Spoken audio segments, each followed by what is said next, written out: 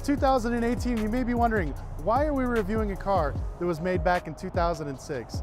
Simply because it's f***ing badass.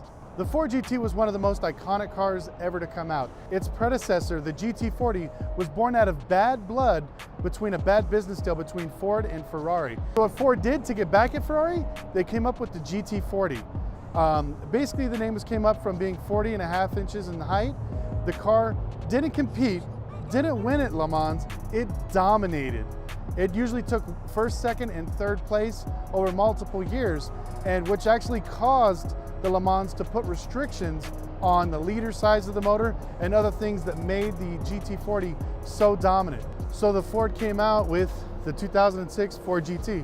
Now the color scheme you see behind me is the Heritage package. Now this package only costed $10,000 back in the day, but if you were to have that same package now, your car is worth $150,000 to $200,000 over a regular price Ford GT. Just last year over here at Barrett-Jackson, the exact same Heritage Ford sold for upwards of $500,000. They come out with a color package Heritage for every year that Ford won the Le Mans. And so back then it was only $10,000 for that option. Nowadays, if you're lucky enough to be chosen for a Ford GT, not only do you have to be approved for that, you have to be approved as well for that Heritage package. The Ford GT is equipped with a 5.4 liter all aluminum supercharged block pushing out 550 horsepower and 500 pound-feet of torque.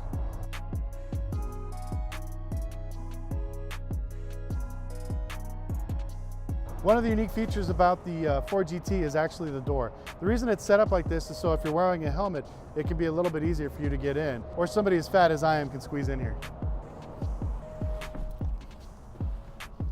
Perfect fit. I'm sitting inside the Ford GT and you can kind of see my head's poking out. It's a very low aggressive stance.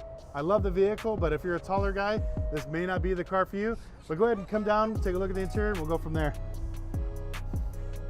All right, we're sitting here. There's a lot of open space. The car is very low and wide, but the interior is very timeless. It's got these retro gauges. A lot of people think this is brushed aluminum. This is actually magnesium. Everything they did here was basically for weight savings.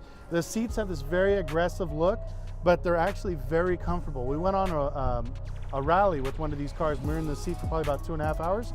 Very comfortable, didn't feel tired, you know, and the whole trip was great. When this car came out in 2006, it was met with a lot of criticism.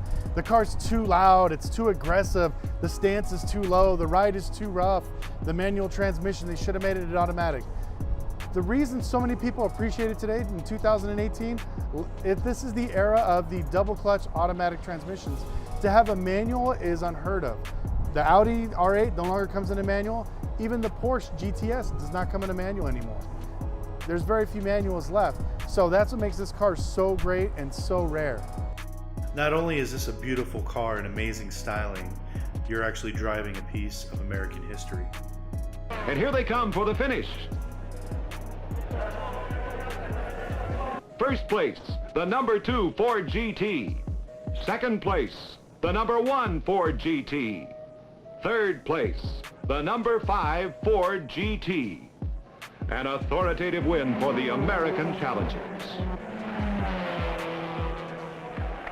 That's co-driver Chris Amon in the doorway as Bruce McLaren pilots the first place car toward the winner's stand. First place for the Ford GT Mark II. And a first-time win for America at Le Mans, the world's most respected auto race. This was Le Mans in 1966.